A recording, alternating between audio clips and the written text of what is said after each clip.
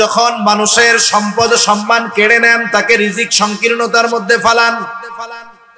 আল্লাহ তাআলা বলেন, ওয়া আম্মা ইযা মাবতালাহু ফাকাদারা আলাইহি রিজকাহ ফায়াকুলু রাব্বি আহানান।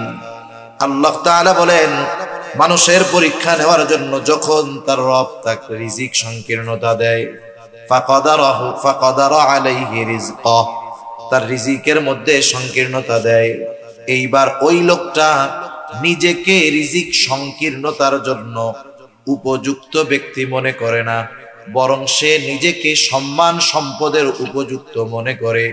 এই জন্য যখন রিজিক সংকীর্ণতা আসে, সে আল্লাহ তাআলাকে তার রিজিক সংকীর্ণতার জন্য দোষারোপ করে বলে, ফায়াকুলু রব্বি আহানান, আমার রব আমাকে অসম্মানিত করেছে। ওই মানুষেরা যখন বলে ফায়াকুলু রব্বি আহানান, আমার রব আমাকে অসম্মানিত করেছে, আসলে আমি অসম্মানিত হওয়ার মতো উপযুক্ত ছিলাম না, আমি সম্মানের উপযুক্ত ছিলাম, কিন্তু আমার রব আমাকে অসম্মানিত করেছে। আল্লাহ তাআলা তার ব্যাপারে এই মিথ্যারোপের প্রতিবাদ করে প্রথমেই বলেন, কাল্লা, তারা যেই অপবাদ দেয় এটা কখনোই সত্য নয়।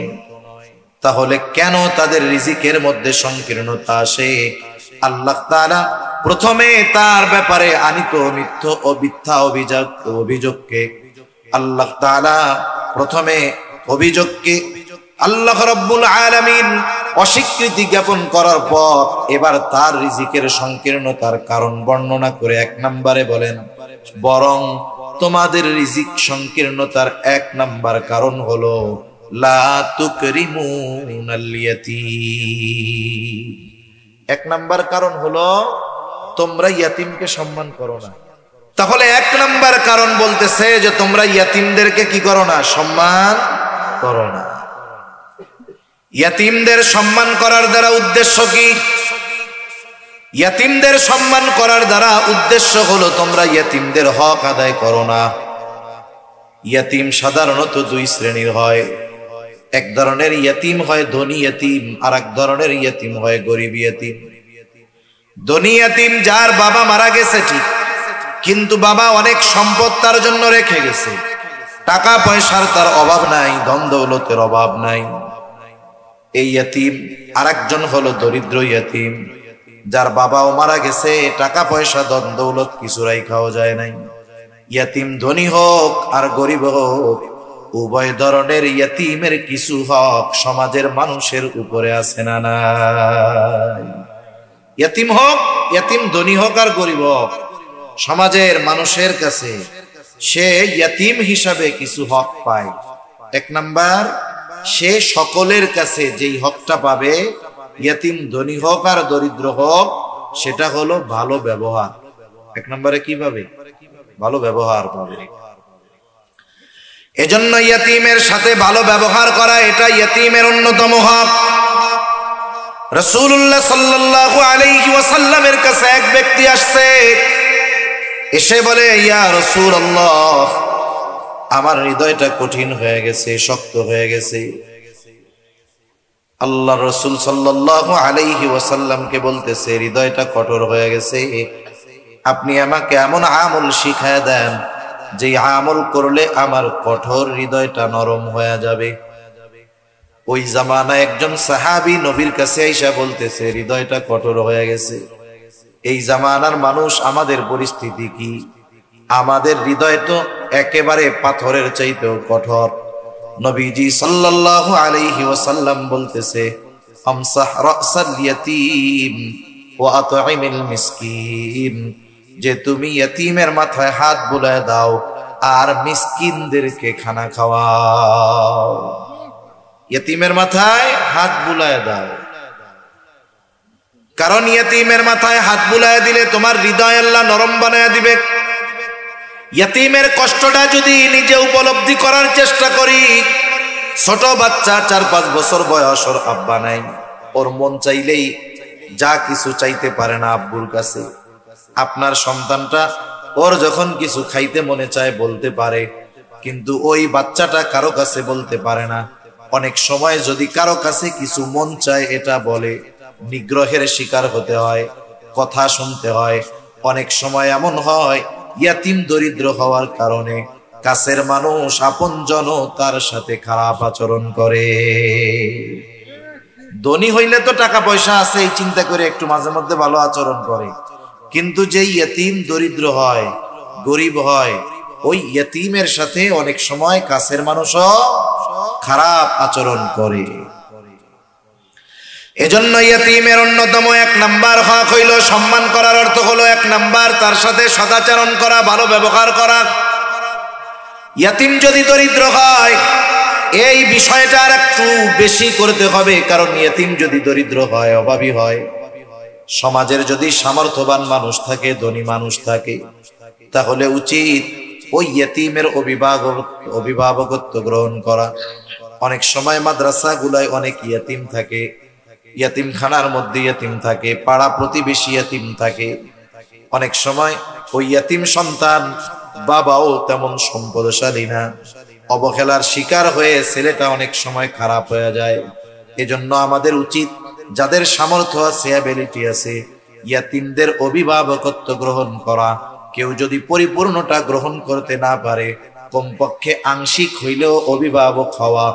যেমন মাদ্রাসাগুলোর মধ্যে যদি ইয়াতিম থাকে, অসহায় দরিদ্র ইয়াতিম, আমি একটা ইয়াতিমের খরচ চালাইতে যাই, আপনার প্রতি মাসের খরচ চালানোর অ্যাবিলিটি নাই, আপনি বলেন যে হুজুর আমি তার বছরে পোশাক যা লাগে সেটার খরচ দিয়া দিব, অথবা বলেন যার স্যান্ডেল যত টাকার লাগে আমি দিয়া দিব, তেল পানি সাবান যে কয় টাকার লাগে আমি দিয়া দিব।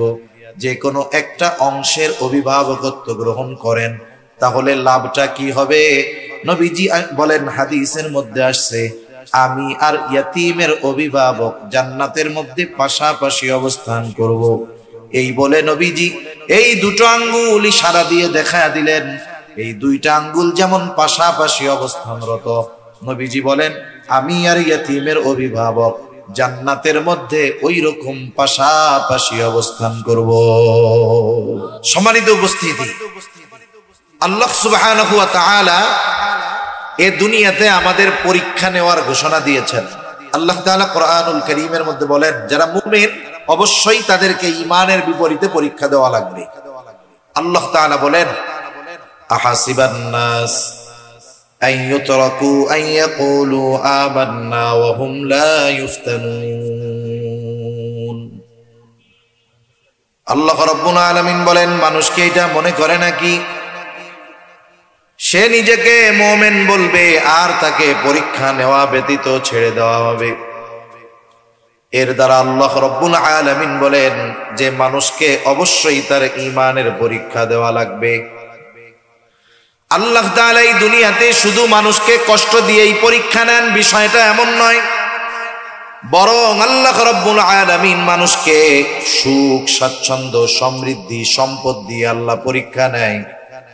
সম্মান দিয়েও যেমন পরীক্ষা নেয়, আল্লাহ তাআলা অনুরূপ ভাবে মানুষকে অভাব, দরিদ্রতা, অসচ্ছলতা, অসুস্থতা দিয়েও আল্লাহ তাআলা পরীক্ষা নেয়।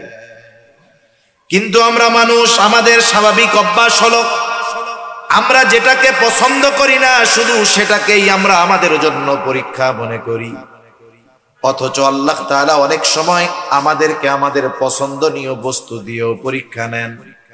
আল্লাহ তাআলা আয়াতগুলোর মধ্যে এই কথাই বলেন, ফাআম্মাল ইনসানু ইযা মাবতালাহু রাব্বুহু ফাআকরামাহু ওয়া না'আমাহু ফায়াকুলু রাব্বি আকরামান। আল্লাহ রাব্বুল আলামিন বলেন, মানুষের পরীক্ষা নেওয়ার জন্য যখন তার রব তাকে সম্পদ দেয়, সম্মান দেয়, ফাআকরামাহু ওয়া না'আমাহু, তাকে সম্মানিত করে, তাকে নেয়ামত সমূহ দেয়, সম্পদ দেয়, টাকা পয়সা দেয়, ওই মানুষটা তখন বলতে থাকে, ফায়াকুলু রাব্বি আকরামান, আমার রব আমাকে সম্মানিত করেছে, আমার রব আমাকে সম্মানিত করেছে। এই কথাটা সে কেন বলে? এ কথা বলার অন্যতম কারণ হলো সে সম্মান এবং সম্পদকে আল্লাহ তাআলার ভালোবাসার মানদণ্ড হিসাবে মনে করে। সে মনে করে আল্লাহ তাআলা তাকেই দুনিয়ায় সম্মান দেয়, তাকেই দুনিয়ায় সম্পদ দেয় যাকে আল্লাহ ভালোবাসে। তাহলে সম্মান সম্পদ যে পায় সে মনে করে আমাকে ভালোবাসে কে? অথচ বলেন তো এ দুনিয়াতে আল্লাহ তাআলা ফেরাউনকে কম সম্মান বা পাওয়ার দিয়েছিল নাকি? ফেরাউনের পাওয়ারের অভাব নাই, ফেরাউনের ক্ষমতার অভাব ছিল না, কারুনের সম্পদের অভাব ছিল না। কারুনকে আল্লাহ তাআলা এত পরিমাণ সম্পদ দিয়েছে যে কারুনের ধন ভাণ্ডারের চাবি বহন করার জন্য একদল শক্তিশালী যুবকের দরকার হইত। গোটা দুনিয়ার সব মানুষকে যদি জিজ্ঞাসা করি যারা ফেরাউনকে চিনে, কারুনকে চিনে, যদি বলি যে ফেরাউনরে তো আল্লাহ অনেক ক্ষমতা দিছিল, খুব মনে হয় ভালোবাসতো, সকলেই বলবে না, ভালোবাসতো না। মুমিন লাগবে না। আপনি যদি একজন অমুসলিমকেও বলেন তুমি তো মুসলমানদের দেখতে পারো না, ফেরাউনও মুসলমানদের দেখতে পারতো না, তাইলে তোমাদের মধ্যে আর ফেরাউনের মধ্যে এই মিলটা আছে। এক কাজ করো, তুমি তোমার সন্তানের নামটা ফেরাউন রাখো, তোমাকে মাসে মাসে 1000 টাকা ভাতা দেওয়া হবে। মুসলমানরা তো বহুদূর, ফেরাউনের প্রতি একজন কাফেরেরও এতটা ঘৃণা, যতটা ইসলাম বিদ্বেষ তার মনের মধ্যে থাকুক না কেন, সে কখনো নিজের সন্তানের নাম ফেরাউন রাখবে না। কেন? আল্লাহ তো অনেক ক্ষমতা দিছিল, রাখবে কেউ? কাউকে যদি বলা হয় কারুন রাইখো, কেউ রাখবে না। কারুনের সম্পদ ছিল ঠিক, কিন্তু কারুনকে আল্লাহ তাআলা ভালোবাসেন নাই। এজন্য সম্পদ সম্মান দিলেই যে আল্লাহ তাআলা ভালোবাসে বিষয়টা এমন নয়। কিন্তু আফসোস, আমাদের সমাজে, আমাদের দেশে, আপনাদের এলাকায়, আমাদের এলাকায়, সব জায়গায় এমন কিছু মানুষ আছে যেই মানুষেরা তারা মনে করে সম্পদ সম্মান হলো আল্লাহ তাআলার ভালোবাসার প্রমাণ। এজন্য দেখবেন অনেক টাকা পয়সাওয়ালা, অনেক সম্পদওয়ালা মানুষের সামনে গর্ব করে কয় নামাজ কালাম পড়ে না, নাফরমানি করে, ইসলাম বিদ্বেষিতা অন্তরের মধ্যে ভরা, কিন্তু টাকা পয়সা আছে আর দুনিয়াবি সম্মান আছে। কি কয়? যে আরে ভাই আল্লাহ কত ভালোবাসে আমারে, ভালো না বাসলে আল্লাহ কি এগুলা দিত? এরকম বলার লোক তো নাই, আলহামদুলিল্লাহ। আবার দেখেন আল্লাহ তাআলা যখন মানুষের সম্পদ সম্মান কেড়ে নেন, তাকে রিজিক সংকীর্ণতার মধ্যে ফালান। আল্লাহ তাআলা বলেন ওয়া আম্মা ইযা মাবতালাহু ফাকাদারা আলাইহি রিজকাহ ফায়াকুলু রাব্বি আহানান। আল্লাহ তাআলা বলেন মানুষের পরীক্ষা নেওয়ার জন্য যখন তার রব তাকে রিজিক সংকীর্ণতা দেয়, ফাকাদারা আলাইহি রিজকাহ, তার রিজিকের মধ্যে সংকীর্ণতা দেয়, এইবার ওই লোকটা নিজেকে রিজিক সংকীর্ণতার জন্য উপযুক্ত ব্যক্তি মনে করে না, বরং সে নিজেকে সম্মান সম্পদের উপযুক্ত মনে করে। এই জন্য যখন রিজিক সংকীর্ণতা আসে, সে আল্লাহ তাআলাকে তার রিজিক সংকীর্ণতার জন্য দোষারোপ করে বলে ফায়াকুলু রব্বি আহানান, আমার রব আমাকে অসম্মানিত করেছে। মুফাসসিরিনে কেরাম বলেন সে কেমন যেন বলতে চায় যে আমি সম্মান সম্পদের উপযুক্ত ছিলাম, কিন্তু আল্লাহ তাআলা আমাকে সম্মান সম্পদ দেয় নাই। এখন দেখেন, ও নিজেকে উপযুক্ত মনে করে, নিজেকে উপযুক্ত মনে করে, এজন্য দোষ দেয় যে আল্লাহ আমাকে সম্পদ দেয় নাই। তাহলে আসলে সে তার কিছু কর্মের কারণে রিজিক সংকীর্ণতার মুখোমুখি হয়েছে। এখন ওই ব্যক্তি যেহেতু নিজের কারণে রিজিক সংকীর্ণতার মুখোমুখি হইল, এখন এই রিজিক সংকীর্ণতার জন্য সে যদি আল্লাহকে দোষারোপ করে, তাহলে এটা আল্লাহর ব্যাপারে সত্য বলা হয় না মিথ্যা বলা হয়? নিঃসন্দেহে তাইলে আল্লাহর অপবাদ দেওয়া হয়। যেটা আল্লাহ করেন নাই সেই বিষয়টা আল্লাহর ব্যাপারে বলা হয়। এখন আমাকে আপনাকে কেউ যদি কোনো বিষয়ে দোষারোপ করে, যেই বিষয়ের সাথে আপনার আমার কোনো সম্পৃক্ততা নাই, আমি আপনি যতই দুর্বল হই না কেন, কেউ যদি আমাকে বিনা কারণে দোষারোপ করে, প্রতিবাদ করব কি করব না? বরং তার ওই পরিণতির কারণ যদি জানা থাকে, তখন বলবো আরে মিয়া তোমার এই পরিণতি আমার কারণে হইছে নাকি? তোমার জন্যই তো হইছে, তুমি এইটা করছো এই জন্য হইছে, এরকম ধরায়া দিব কি দিব না? ওই মানুষেরা যখন বলে ফায়াকুলু রব্বি আহানান, আমার রব আমাকে অসম্মানিত করেছে, আসলে আমি অসম্মানিত হওয়ার মতো উপযুক্ত ছিলাম না, আমি সম্মানের উপযুক্ত ছিলাম, কিন্তু আমার রব আমাকে অসম্মানিত করেছে। আল্লাহ তাআলা তার ব্যাপারে এই মিথ্যারোপের প্রতিবাদ করে প্রথমেই বলেন কাল্লা, তারা যেই অপবাদ দেয় এটা কখনোই সত্য নয়। তাহলে কেন তাদের রিজিকের মধ্যে সংকীর্ণতা আসে? আল্লাহ তাআলা প্রথমে তার ব্যাপারে আনিত মিথ্যা অভিযোগকে আল্লাহ তাআলা প্রথমে অভিযোগকে আল্লাহ রাব্বুল আলামিন অস্বীকৃতি জ্ঞাপন করার পর এবার তার রিজিকের সংকীর্ণতার কারণ বর্ণনা করে 1 নম্বরে বলেন, বরং তোমাদের রিজিক সংকীর্ণতার 1 নাম্বার কারণ হলো লা তুকরিমুনাল ইয়াতীম। 1 নাম্বার কারণ হলো তোমরা ইয়াতিমকে সম্মান করো না। 8টায় হবে, 8টা পর্যন্ত। এত সময় আমি পারবো না, আমার বুক ব্যথা। আমি তো 7:30টায় আমারে বলছে নামাজ, আমি সেই হিসাবে আলোচনা গুছায় নিয়ে আসছি। কি হইলো আবার এটা? আমি 7:30 পর্যন্ত করতেছি, অসুবিধা নেই।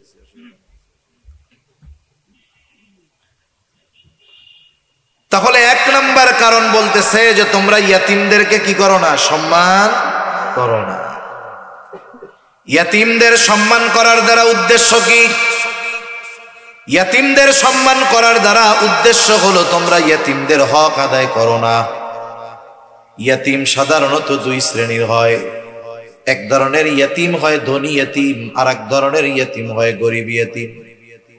ধনী ইয়াতিম যার বাবা মারা গেছে ঠিক, কিন্তু বাবা অনেক সম্পদ তার জন্য রেখে গেছে, টাকা পয়সার তার অভাব নাই, ধন দৌলতের অভাব নাই, এই ইয়াতিম। আরেকজন হলো দরিদ্র ইয়াতিম, যার বাবাও মারা গেছে, টাকা পয়সা ধন দৌলত কিছু রাইখাও যায় নাই। ইয়াতিম ধনী হোক আর গরিব হোক, উভয় ধরনের ইয়াতিমের কিছু হক সমাজের মানুষের উপরে আছে না নাই? ইয়াতিম হোক, ইয়াতিম ধনী হোক আর গরিব হোক, সমাজের মানুষের কাছে সে ইয়াতিম হিসাবে কিছু হক পায়। 1 নাম্বার, সে সকলের কাছে যেই হকটা পাবে, ইয়াতিম ধনী হোক আর দরিদ্র হোক, সেটা হলো ভালো ব্যবহার। 1 নম্বরে কি পাবে? ভালো ব্যবহার পাবে। এজন্য ইয়াতিমের সাথে ভালো ব্যবহার করা এটা ইয়াতিমের অন্যতম হক। রাসূলুল্লাহ সাল্লাল্লাহু আলাইহি ওয়াসাল্লামের কাছে এক ব্যক্তি আসছে, এসে বলে, ইয়া রাসূলুল্লাহ, আমার হৃদয়টা কঠিন হয়ে গেছে, শক্ত হয়ে গেছে। আল্লাহ রাসূল সাল্লাল্লাহু আলাইহি ওয়াসাল্লামকে বলতেছে, হৃদয়টা কঠোর হয়ে গেছে, আপনি আমাকে এমন আমল শিখায় দেন যে আমল করলে আমার কঠোর হৃদয়টা নরম হয়ে যাবে। ওই জামানায় একজন সাহাবী নবীর কাছে আইসা বলতেছে, হৃদয়টা কঠোর হয়ে গেছে। এই জামানার মানুষ, আমাদের পরিস্থিতি কি? আমাদের হৃদয় তো একেবারে পাথরের চাইতেও কঠোর। নবীজি সাল্লাল্লাহু আলাইহি ওয়াসাল্লাম বলতেছে, আমসাহ রাসাল ইয়াতীম ওয়া আত'ইমিল মিসকিন, যে তুমি ইয়াতীমের মাথায় হাত বুলায় দাও আর মিসকিনদেরকে খানা খাওয়াও। ইয়াতীমের মাথায় হাত বুলায় দাও, কারণ ইয়াতীমের মাথায় হাত বুলায় দিলে তোমার হৃদয় আল্লাহ নরম বানায় দিবে। ইয়াতীমের কষ্টটা যদি নিজে উপলব্ধি করার চেষ্টা করি, ছোট বাচ্চা 4-5 বছর বয়স, ওর আব্বা নাই, ওর মন চাইলেই যা কিছু চাইতে পারে না আব্বুর কাছে। আপনার সন্তানটা ওর যখন কিছু খাইতে মনে চায় বলতে পারে, কিন্তু ওই বাচ্চাটা কারো কাছে বলতে পারে না। অনেক সময় যদি কারো কাছে কিছু মন চায় এটা বলে, নিগ্রহের শিকার হতে হয়, কথা শুনতে হয়। অনেক সময় এমন হয়, ইয়াতিম দরিদ্র হওয়ার কারণে কাছের মানুষ আপনজন তার সাথে খারাপ আচরণ করে। ধনী হইলে তো টাকা পয়সা আছে, এই চিন্তা করে একটু মাঝে মধ্যে ভালো আচরণ করে, কিন্তু যে ইয়াতিম দরিদ্র হয়, গরিব হয়, ওই ইয়াতিমের সাথে অনেক সময় কাছের মানুষও খারাপ আচরণ করে। এজন্য ইয়াতিমের অন্যতম 1 নাম্বার হক হইল সম্মান করার অর্থ হলো 1 নাম্বার তার সাথে সদাচরণ করা, ভালো ব্যবহার করা। ইয়াতিম যদি দরিদ্র হয়, এই বিষয়টা আর একটু বেশি করতে হবে, কারণ ইয়াতিম যদি দরিদ্র হয়, অভাবী হয়, সমাজের যদি সামর্থ্যবান মানুষ থাকে, ধনী মানুষ থাকে, তাহলে উচিত ওই ইয়াতিমের অভিভাবকত্ব গ্রহণ করা। অনেক সময় মাদ্রাসাগুলায় অনেক ইয়াতিম থাকে, ইয়াতিমখানার মধ্যে ইয়াতিম থাকে, পাড়া প্রতিবেশী ইয়াতিম থাকে। অনেক সময় ওই ইয়াতিম সন্তান বাবাও তেমন সম্পদশালী না, অবহেলার শিকার হয়ে ছেলেটা অনেক সময় খারাপ হয়ে যায়। এজন্য আমাদের উচিত যাদের সামর্থ্য আছে, অ্যাবিলিটি আছে, ইয়াতিমদের অভিভাবকত্ব গ্রহণ করা। কেউ যদি পরিপূর্ণটা গ্রহণ করতে না পারে, কমপক্ষে আংশিক হইলেও অভিভাবক হওয়া। যেমন মাদ্রাসাগুলোর মধ্যে যদি ইয়াতিম থাকে, অসহায় দরিদ্র ইয়াতিম, আপনি গিয়া হুজুরের আমি একটা ইয়াতিমের খরচ চালাইতে যাই, আপনার প্রতি মাসের খরচ চালানোর অ্যাবিলিটি নাই। আপনি বলেন যে হুজুর আমি তার বছরে পোশাক যা লাগে সেটার খরচ দিয়া দিব, অথবা বলেন যার স্যান্ডেল যত টাকার লাগে আমি দিয়া দিব, তেল পানি সাবান যে কয় টাকার লাগে আমি দিয়া দিব। যে কোনো একটা অংশের অভিভাবকত্ব গ্রহণ করেন, তাহলে লাভটা কি হবে? নবীজি বলেন, হাদিসের মধ্যে আসছে, আমি আর ইয়াতিমের অভিভাবক জান্নাতের মধ্যে পাশাপাশি অবস্থান করব। এই বলে নবীজি এই দুটো আঙ্গুল ইশারা দিয়ে দেখায়া দিলেন, এই দুইটা আঙ্গুল যেমন পাশাপাশি অবস্থানরত, নবীজি বলেন আমি আর ইয়াতিমের অভিভাবক জান্নাতের মধ্যে ওই রকম পাশাপাশি অবস্থান করব। আংশিক অভিভাবক হন, লস নাই এতে, নবীর সাথে জান্নাতে থাকা যাবে। এর চাইতে বড় নেয়ামতের আর কিছু আছে নাকি? দুনিয়ার মানুষ, দুনিয়ার একজন প্রসিদ্ধ মানুষের সাথে কিছু সময় কাটাইতে কত আগ্রহী হয়। আচ্ছা, আপনাদের এলাকার কেউরে যদি বলা হয় যে এক কাজ করেন, আপনাকে প্রধানমন্ত্রীর সাথে একবেলা একই টেবিলে একই সাথে বৈশাখ খাওয়ার ব্যবস্থা করে দেওয়া হবে, বা প্রধানমন্ত্রী আপনারা দাওয়াত দিচ্ছেন অমুক তারিখ দুপুরবেলা আমার বাসায় বা আমার কার্যালয়ে অথবা আমার বাসভবনে দুপুরে খাবারের দাওয়াত, এই যে আধা ঘন্টা সময় প্রধানমন্ত্রীর সাথে যদি থাকার সুযোগ হয়, এই সুযোগ দুনিয়ার কেউ মিস করবে না, আমি মোল্লাও মিস করব না। ঠিক কিনা বলেন? যদি 20-50 লাখ খানিক খরচও হয়, কেউ পিছপা হবে না। নিজের কাছে না থাকলে অন্যর কাছ থেকে কর্জ নিবে, ধার নিবে, চিন্তা করবে 1 লাখ খরচ করে যদি যাইতেও হয় অসুবিধা কোথায়। ওনার কাছে একটু নিজের কথাটা যদি বইলাই দিতে পারি, তাহলে 10 লাখ আসার ব্যবস্থা হয়েও যাইতে পারে। ঠিক কিনা বলেন? এই আশায় সর্বোচ্চ প্রচেষ্টা করে প্রধানমন্ত্রীর সাথে কিছু সময় থাকার, কাটানোর এই সুযোগ অর্থ খরচ করে হলেও আমরা মিস করব না। অথচ নবীজি তার সাথে থাকার ব্যবস্থা আমাদের জন্য করে দিয়েছেন। নবীজির সাথে থাকতে পারার সংবাদ শুনে সাহাবায়ে কেরাম সবচাইতে বেশি খুশি হয়েছে। এত খুশি সাহাবায়ে কেরাম আর কোনো খবরে হয় নাই। মূল অপারেটর কি আছেন এখানে? আপনি অপারেটর মূল, রিভার্ব দিয়ে আওয়াজ ছাড়েন। আপনারে বারবার বলতেছি, আপনি বুঝেন না, শব্দ টানতেছেই না, অনেক জোরে বলতেছি আমি। ডিলে মিলে তো ঠিক মতো দিচ্ছেন, রিভার্ব দিয়ে আওয়াজটা ছেড়ে দেন যেন একটু আরামে কথা কইতে পারি।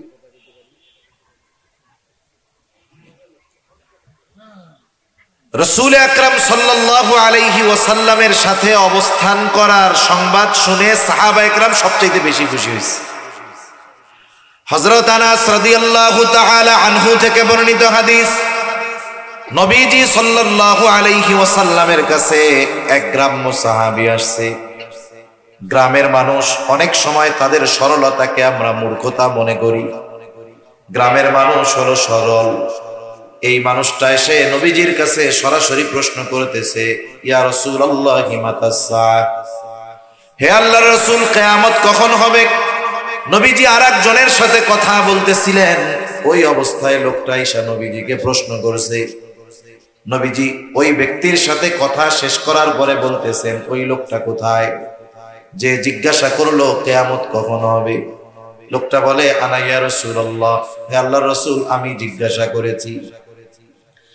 নবীজি সাল্লাল্লাহু আলাইহি ওয়াসাল্লাম তার প্রশ্নের জবাব দেওয়ার আগে তাকে উল্টা পাল্টা প্রশ্ন করলেন, কারণ তার প্রশ্নের ভাবটা এমন ছিল না যে সে জানতে চায় কিয়ামত কখন আসবে, বিষয়টা এমন নয়, বরং তার প্রশ্ন করার ভাবে মনে হইতেছিল সে কিয়ামতের জন্য অপেক্ষা করতেছে, কিন্তু কিয়ামত আসতেছে না।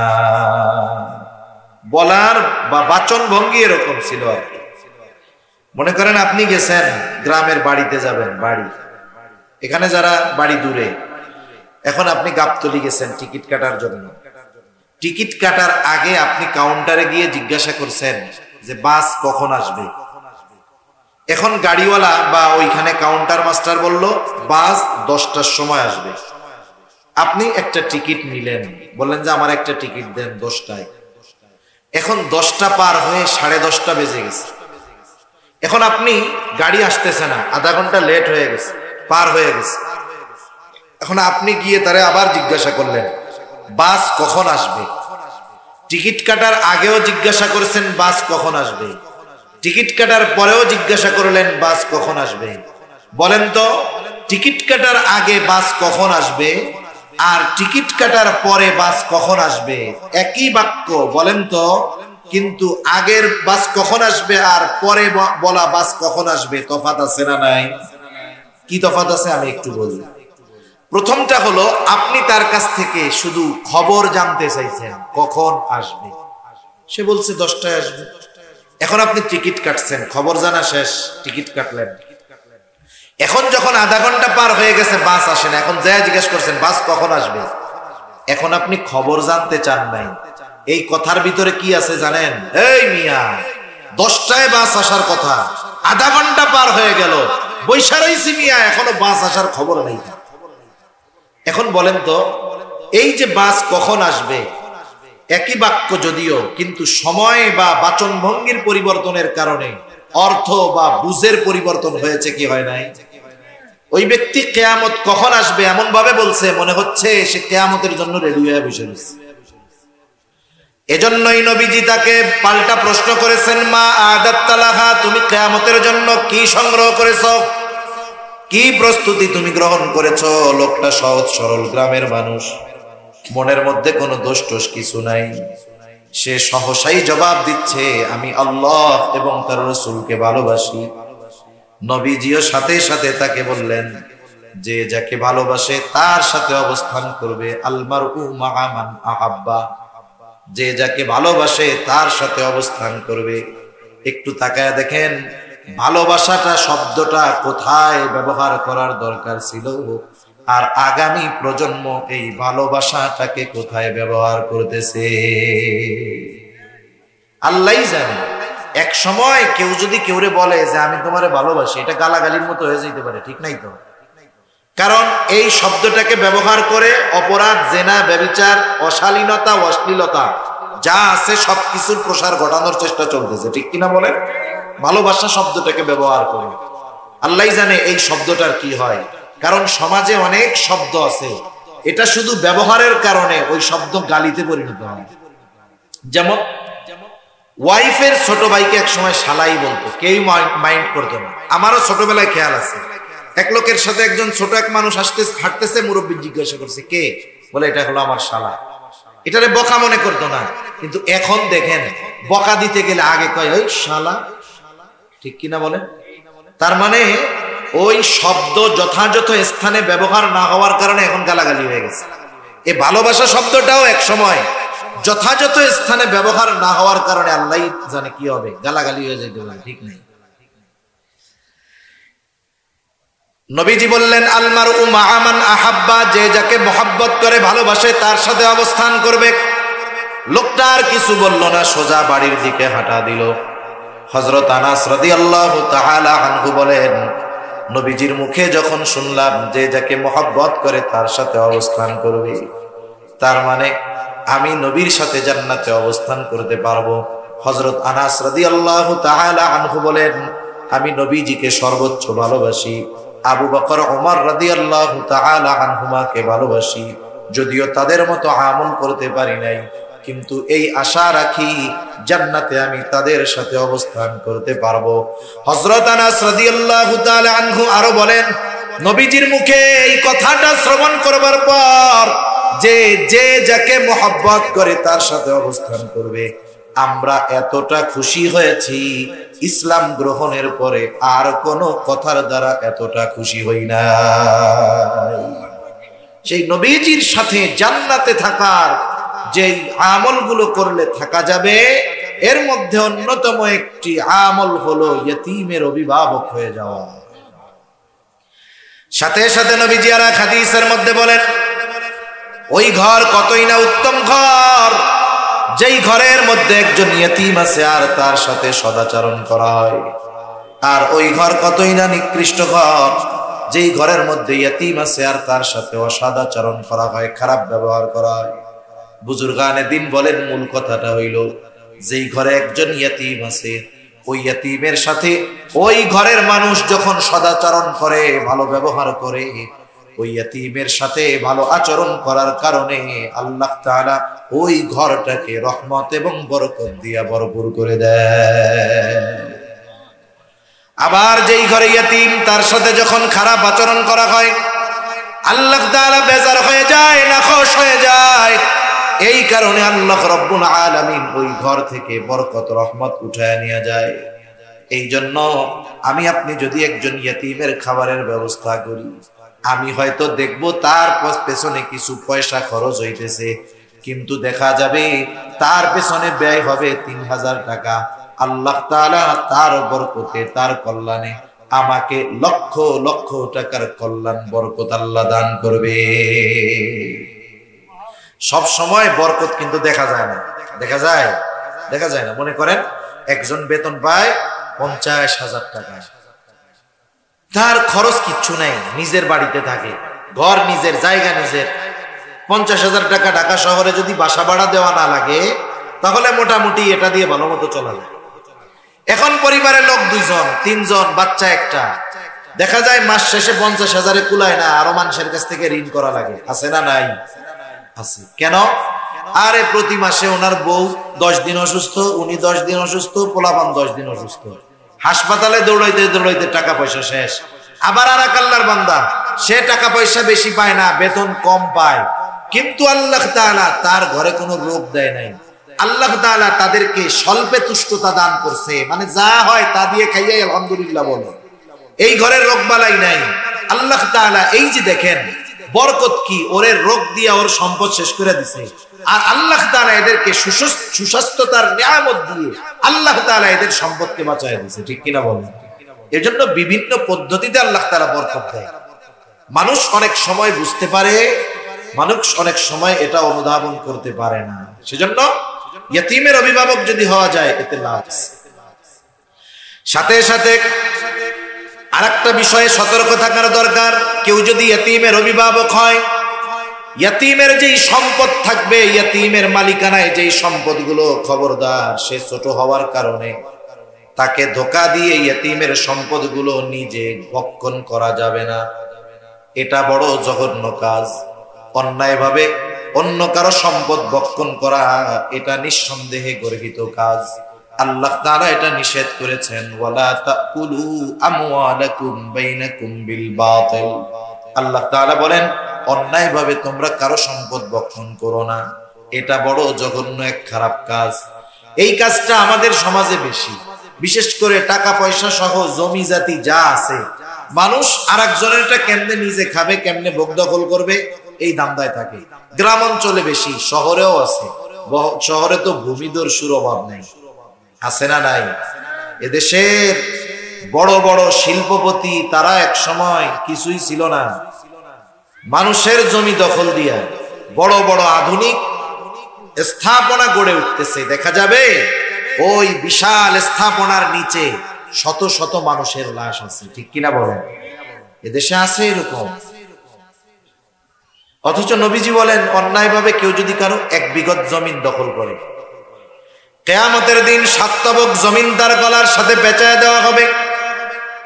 এ তো এক শাস্তি গেল। কিয়ামতের দিন এই যে আরেক বান্দার হক সে দখল দিল, কিয়ামতের দিন ওই বান্দার হক তাকে আদায় করতে হবে।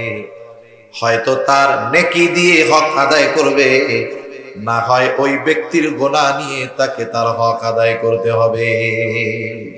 এজন্য আমরা অন্যায়ভাবে কারো সম্পদ ভক্ষণ করব না, সে যে ব্যক্তি হোক। অন্যায় বলতে আমরা বুঝি সব সময় মনে হয় পাওয়ার খাটাইয়া অন্যায় করতে হয়, তা না। মিষ্টি ভাষা দিয়ে অন্যায় করা যায় কি যায় না?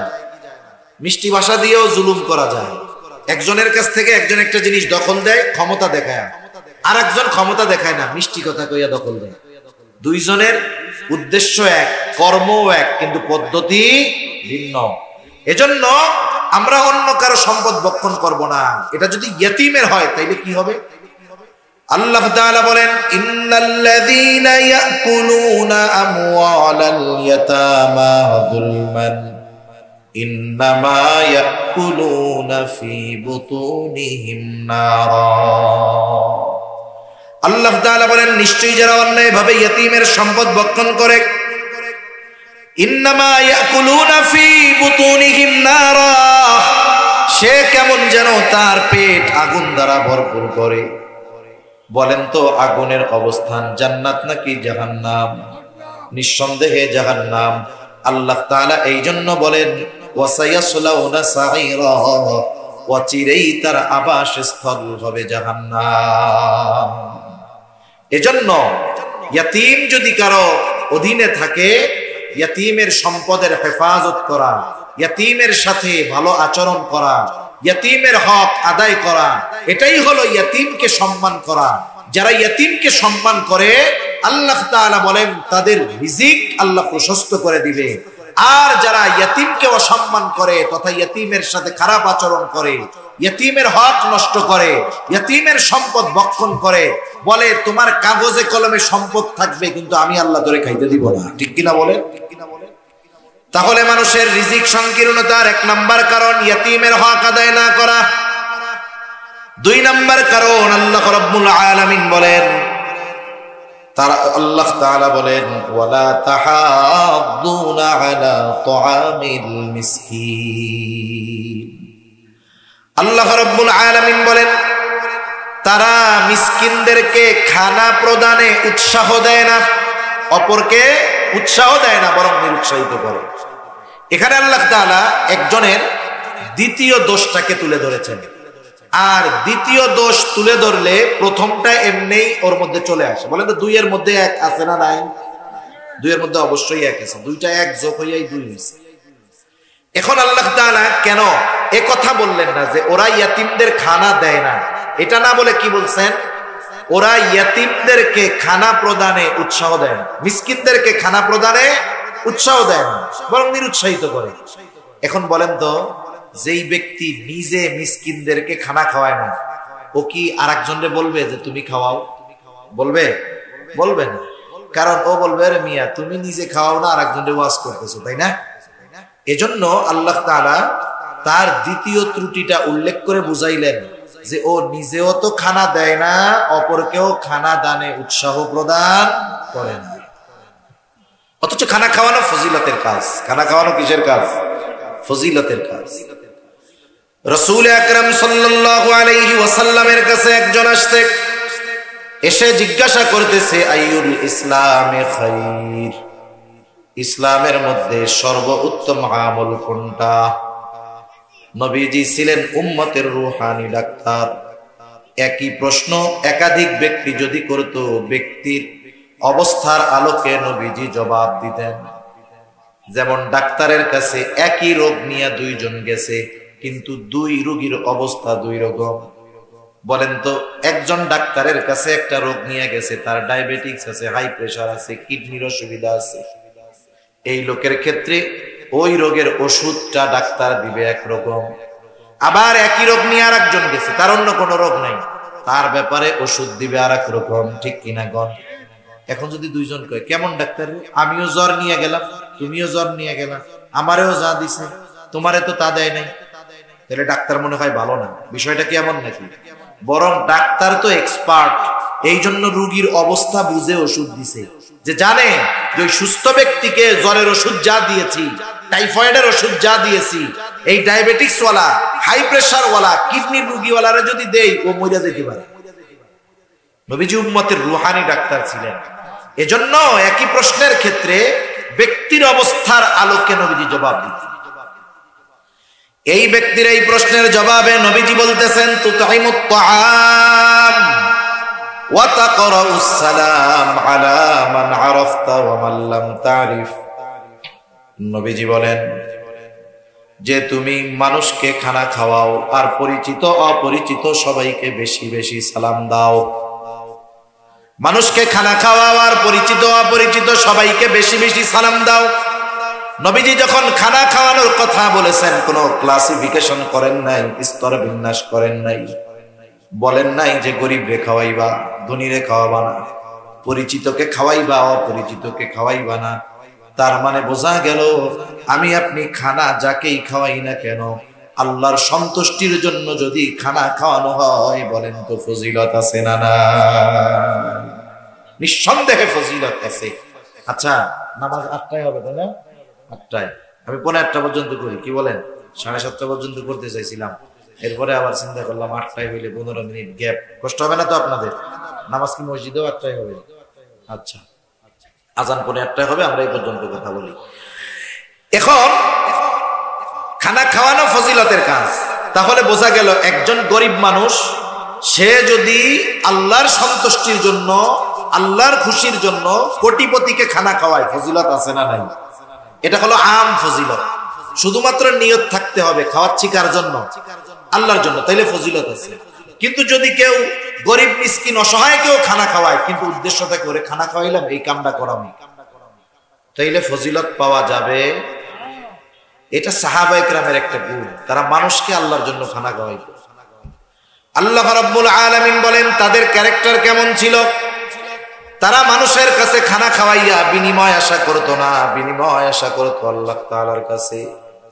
আল্লাহ তাআলা তাদের এই অবস্থার কথা কোরআনুল কারীমের মধ্যে বলেন, ইন্নামা নুতঈমুকুম লিওয়াজহিল্লাহ লা নুরিদু মিনকুম জাযাআও ওয়ালা শুকুরা।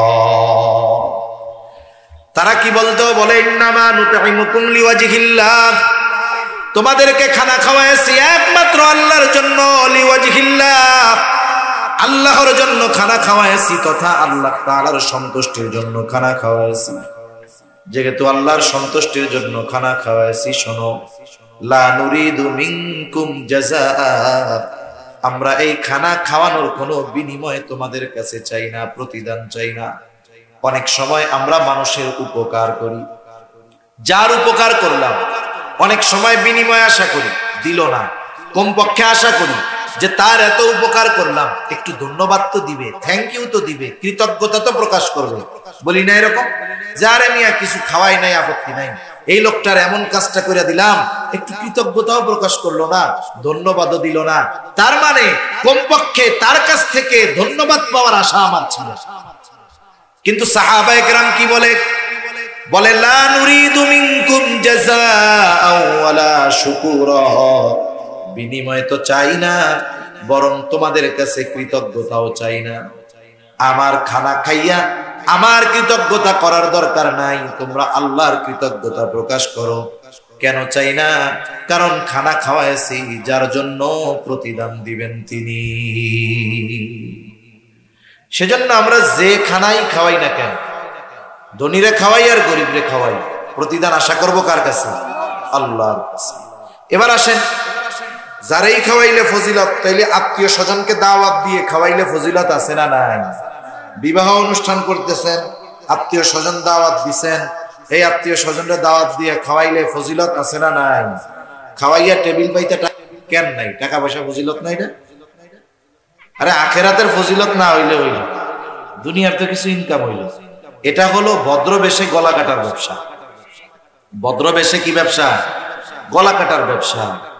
চিন্তা করে দেখেন অবস্থাটা কি। এই বাজারে দাওয়াত দিলে 1000 টাকার কম একা খাইয়া দিতে পারবেন? আর আপনি যত বড় খাদক হন 1000 টাকা খাইতে পারবেন না। এমন সিস্টেম হবে 1000 টাকার খাবার আপনি খাইতে পারবেন না। তাহলে আমরাও আশা করি যে দাওয়াত দিছি, এরা তো কিছু দিব, টাকা পয়সা ধার করে হইলেও দাওয়াত দিয়ে মানুষকে খাওয়াই। আহা, এজন্যই তো এখন দাওয়াতের মধ্যে হৃদ্রতা নাই, মহব্বত নাই, ভালোবাসা নাই। আপনার কাউরে দাওয়াত দিয়ে খাওয়ানোর দরকার নাই, কোনো অসুবিধা নাই, অ্যাবিলিটি নাই, দাওয়াত দেন নাই, অসুবিধা কি? কিন্তু দাওয়াত দিয়ে মানুষের কাছ থেকে বিনিময় আশা করা, এর চাইতে অভদ্রতা আর অসভ্যতা কিছুই হতে পারে না। আপনার যদি মানুষরে আল্লাহর জন্যই খাওয়াইতে মন চায়, কার্ড দিবেন, উপরে লেখা দিবেন যে ওই যে আরবি এই কথাটার যে কোনো একটা সারমর্ম লিখে দিবেন, ইন্নামা নুতঈমুকুম লিওয়াজহিল্লাহ, আমরা আপনারে দাওয়াত দিচ্ছি আল্লাহর জন্য, কোনো বিনিময় আশা করি না, আপনি আসলেই খুশি হব। ঠিক কিনা বলেন? এটা কেউ লিখবে না, কারণ চিন্তা করে এত খরচ করছি কিছু না উঠলে হইব নাকি, এ কাম করা যাবে না। তাহলে আমরা আত্মীয় স্বজনকে দাওয়াত দিয়ে খাওয়াবো, এটা ভালো কাজ, তবে কার জন্য? আল্লাহ তাআলার জন্য। মানুষও চালাক আছে। আগে কি করতো জানেন? আগে একটা কার্ড দিছে, এক কার্ড দিছে এক ফ্যামিলিতে, এক কার্ড এক ফ্যামিলিতে, আপনি আপনার পরিবার সহ দাওয়াত। এখন দেখা গেছে ওই পরিবারের লোকজন আসছে, তারা 5 জন দাওয়াত দিছে। এবার চিন্তা করছে আমরা যাবো, তাইলে মেয়েটাকেও বলি, মেয়েটাও আসুক, নাতিপুতাও আসুক। দেখা যাবে এক কার্ডে এক হায়েস বইরা চলে আসছে 12-13 জন, 13-14 জন এক টেবিলে খাইয়ে টাকা দিয়ে গেছে 5,000। এখন হিসাব করে হায় রে, বিল টিল দিয়া তো একজনের পিছনেই 600-700 উপরে খরচ, খাইয়া গেল 14 জন, তাইলে এখানে তো লস হয়ে গেছে ব্যবসায়। পাবলিক চালাক। এখন কি করে জানেননি? অনেক জায়গায় কার্ড একটা দিবে, এবার আইসা জিজ্ঞাসা করবে আপনাদের ফ্যামিলির লোক কয়জন? বলে 4 জন। 4 জনের 4টা কার্ড দিবে, কার্ডের মধ্যে লেখা থাকবে অনলি ফর 1 পারসন। এক কার্ড দিয়া কয়জন? আগে আইসা কমিউনিটি সেন্টারে আইসা বললেই ঢুকে যাওয়া যাইতো, কারণ অভ্যর্থনার জন্য ওই অনুষ্ঠান যার সে থাকতো। এখন চালাকি করে ওই কমিউনিটি সেন্টারের গেটে অপরিচিত একটা লোকরে দাঁড়া করায় রাখবে, যে কার্ড দিবে সে ঢুকতে পারবে। ওই অপরিচিত লোক কে, এই মেহমান কে, মেহমান টেহমান ও তো আর চিনবে না। কার্ড দিবেন, ঢুকবেন, কার্ড নাই আপনি যেই হন ঢুকতে পারবেন না। সুন্দর সিস্টেম না? আচ্ছা, আজানের জবাব একজন দিয়ে দেন, বাহিরের মাইক দরকার হয় বন্ধ করে দেন, সমস্যা নেই। আচ্ছা আজান, হ্যাঁ হ্যাঁ, আমি কি শেষ করে দিব? বাহিরে দিচ্ছে, ঠিক আছে, এখানে 8টায় নামাজ হবে, আমি শেষ করে দিব। আচ্ছা আজান হোক, সমস্যা নেই, বন্ধ আছে, ঠিক আছে। তাহলে দেখেন, এক কার্ড দিয়ে একজনকে এখন ঢোকার অনুমতি দেওয়া হয়। এই সিস্টেমটা কেন? ওই যে আগে এক কার্ডে এক ফ্যামিলি এসে খাইয়া দিয়া যাইতো, তাতে লস হয়ে যাইতো। মানুষ কত পদ্ধতি বানায়, কত চালাক হয়। সেজন্য আমরা মানুষকে দাওয়াত দিব, এটা একেবারে আল্লাহর জন্য মুহাব্বতের সাথে খাওয়াবো। এই খাওয়ানোর মধ্যে ফজিলত আছে, ঠিক কিনা বলেন? এখন যদি আপনি খাবারটা একজন অসহায় দরিদ্র মিসকিনকে খাওয়ান, বলেন তো ফজিলত আছে না নাই? এমনে খানা খাওয়ানোর এক ফজিলত, আবার অভাবী দরিদ্র দুস্থ খানা খাওয়ানোর আরেক ফজিলত। আবার যদি এই অভাবী দরিদ্র অভুক্ত লোকটা আপনার প্রতিবেশী হয়, খানা খাওয়ানো শুধু ভালো কাজ নয়, এটা ঈমান সম্পৃক্ত বিষয়। নবীজি সাল্লাল্লাহু আলাইহি ওয়াসাল্লাম বলেন, লাইসাল মুমিন আল্লাযী ইয়াশবাউ, ওই ব্যক্তি মুমিন নয় যে নিজে পেট পুরে খায় আর তার প্রতিবেশী অভুক্ত থাকে। নবীজি বলেন সে মুমিন নয়। এই যে আজকে শাবানের 4 তারিখ, আর মাত্র 25 দিন বা 26 দিন পর রোজা শুরু হয়ে যাবে। আমার আপনার টেবিলে ইফতারের সময় দেখা যাবে 10 প্রকারের আইটেম আছে, তরমুজটা নাই। আফসোস লাগবে, আহারে তরমুজটা থাকলে কত ভালো হইতো। আপনার আমার 10 প্রকারের আইটেম থাকার পরেও একটার জন্য আফসোস করতেছি, অথচ দেখা যাবে আপনার প্রতিবেশী একেবারে পান্তা ভাতার শুকনা মরিচ নিয়ে ইফতার করার জন্য বসে আছে। এরকম সমাজে কম বেশি আছে তো। আপনি আপনার প্রতিবেশীর দিকে একটু নজর দেন, আইটেম 2টা কমায় দেন, ওই 2 আইটেম আপনি আপনার ওই মানুষদের জন্য ব্যয় করেন। অনেক মানুষ আছে এই রোজা রেখে পরিশ্রম করে কষ্ট করে রোজাও রাখে। রোজার মাস আসলে অনেক মুমিন খুশি হয় যে আমরা ইবাদত বন্দেগী করতে পারবো, আর ওই মানুষগুলো খুশি হওয়ার সাথে সাথে কপালে ভাঁজ পড়ে যায়, কারণ সে দৈনিক উপার্জন না করলে তার রোজা রাখার ব্যবস্থা হবে না। তাহলে দিনে তাকে পরিশ্রম করতে হবে, আবার রোজা রাখতে হবে, নাইলে খাবারের ব্যবস্থা হবে না। এইরকম মানুষগুলো একটু খুঁজেন।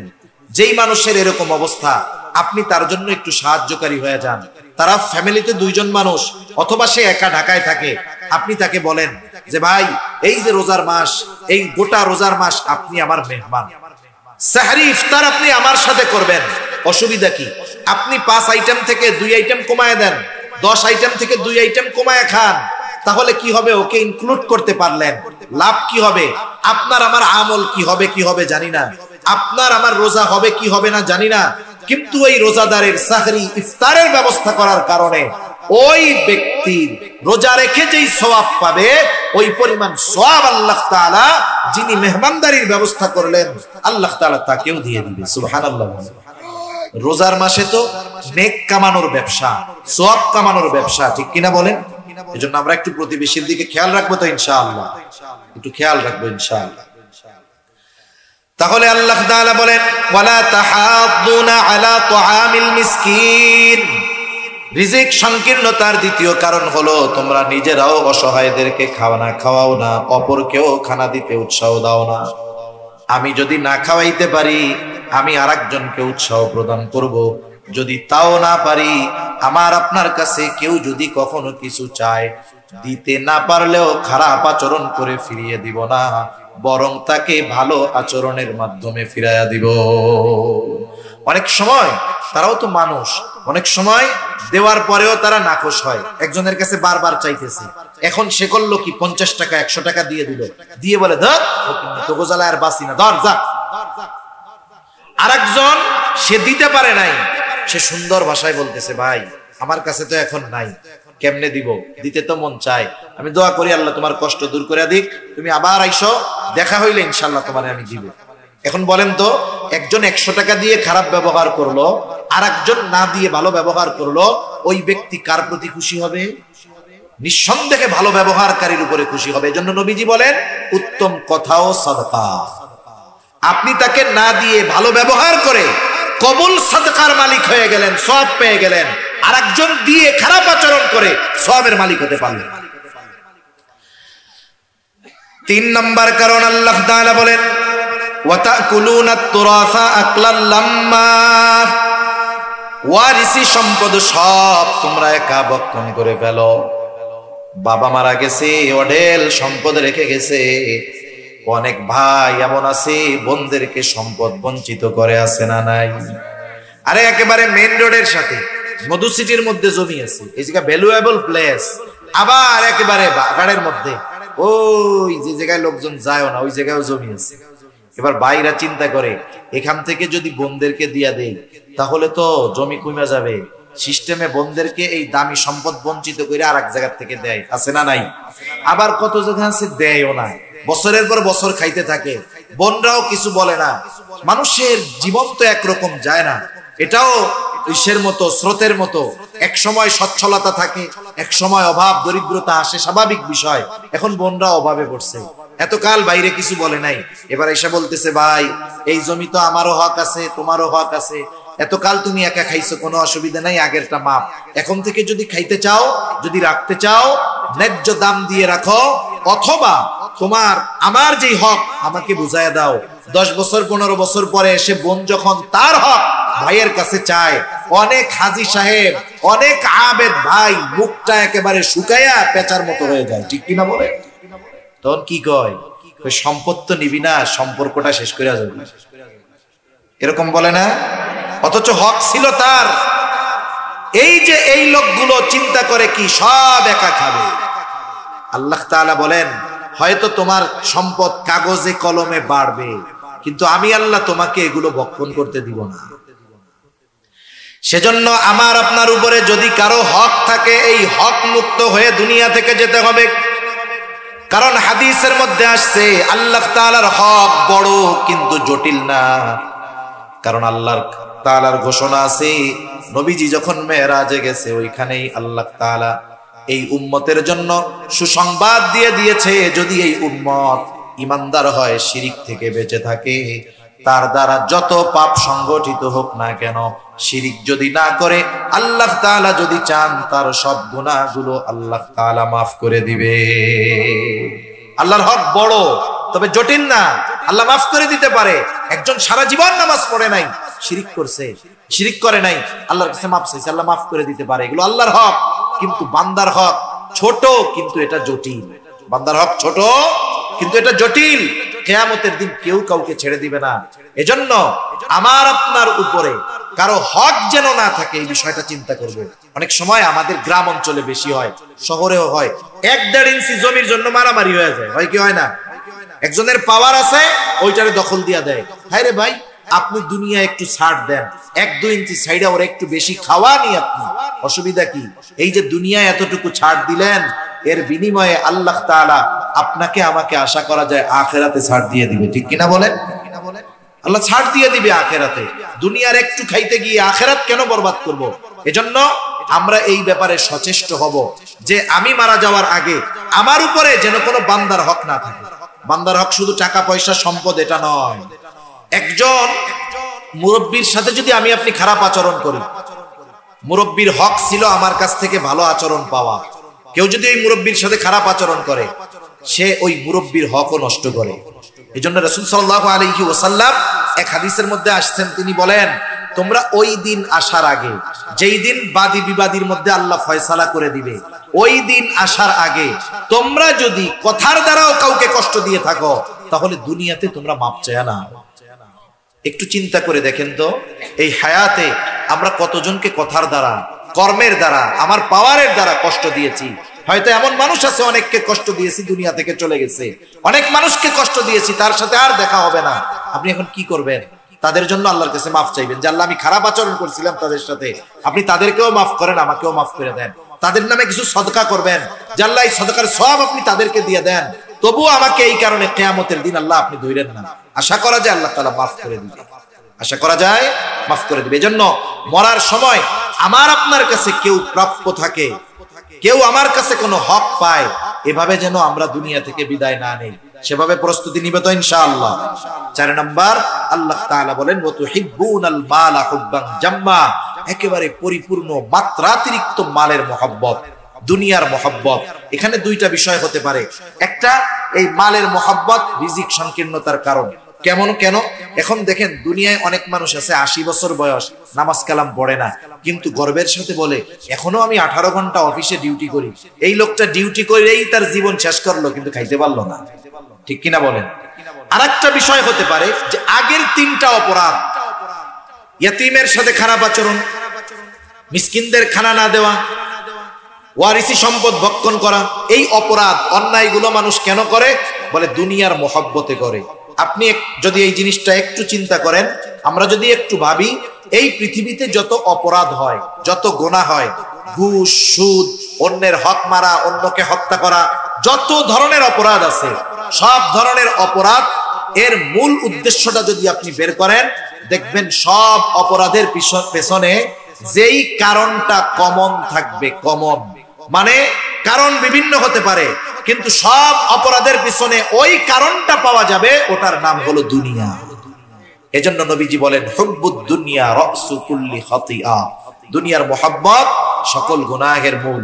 এজন্য দুনিয়াতে আমরা দুনিয়ার প্রয়োজনকে, যেটা দরকার, উপার্জন করব, তবে দ্বীনকে বাদ দিয়ে নয়। আমি যদি দ্বীনকে প্রাধান্য দিয়ে দুনিয়া যদি বৈধভাবে উপার্জন করি, কোটিপতি হই, মিলিয়নার হই, বিলিয়নার হই, কোনো অসুবিধা নাই, তবে দ্বীনকে আগে ঠিক রাখতে হবে। সম্মানিত সুধী, আল্লাহ তাআলা এই কথাই জানালেন যে এই 4টা দোষ যার মধ্যে থাকবে, তথা ইয়াতীমদের সাথে খারাপ আচরণ করবে, মিসকিনদেরকে খানা দিবে না। 3 নাম্বার, ওয়ারিসি সম্পদ পরিপূর্ণ একা অন্যের হক মেরে খেয়ে ফেলবে। 4 নাম্বার, আখিরাতের উপরে দুনিয়াকে প্রাধান্য দিবে। আল্লাহ বলেন, এই কর্মগুলো যার মধ্যে দোষগুলো থাকবে, সে রিজিক সংকীর্ণতার মুখোমুখি হবে।